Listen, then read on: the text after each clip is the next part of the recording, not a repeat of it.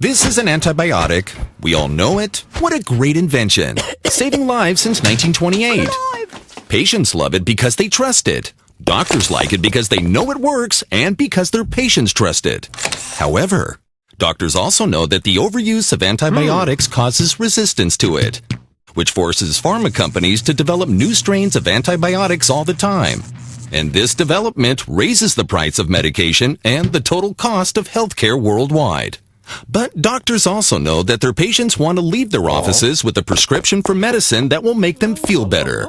And that led doctors to prescribe antibiotics for the flu virus even when they knew it was the wrong thing to do. And HMOs are caught in the middle. On the one hand, HMOs want to help their doctors provide correct and adequate medical treatment for their members. But cynical patients think that HMOs try to cut costs at their expense. Stopping funding for antibiotics for influenza cases would be a real problem in the patient-HMO relationship. So, what can be done?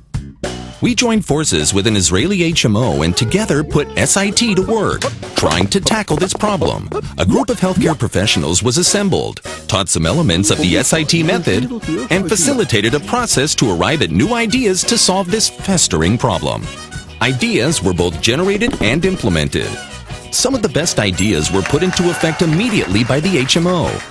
For example, they made it easy for a doctor to receive information about the status of influenza-related data in his immediate area. This data made it easier for the doctors to more accurately diagnose patients. Additionally, patients were prescribed a viral prescription for self-treatment using over-the-counter medications, which immediately takes care of the symptoms and the overall ickiness related to the flu. The solution considered most innovative, however, was the invention of the delayed antibiotics prescription, a prescription for antibiotics that only becomes fillable at a pharmacy 24 hours after the patient sees the doctor. We all know that flu symptoms typically disappear in the 24 to 48 hour range, so by the time it was valid the next day, many patients simply no longer felt the need to fill the prescription. Another surprising result of the SIT process was the HMO's decision to spend money to educate the public around this issue. It sponsored a nationwide media campaign discouraging the unnecessary use of antibiotics for viral illnesses. Even more impressive is that major media organizations joined the HMO to create a TV miniseries to promote education on the abuse of common medications. And the most important result? The following winter, a significant 27% reduction in antibiotic purchasing for influenza visits.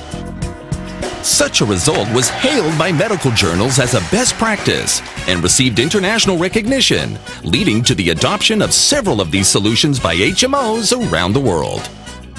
SIT, making the world a better place through innovation.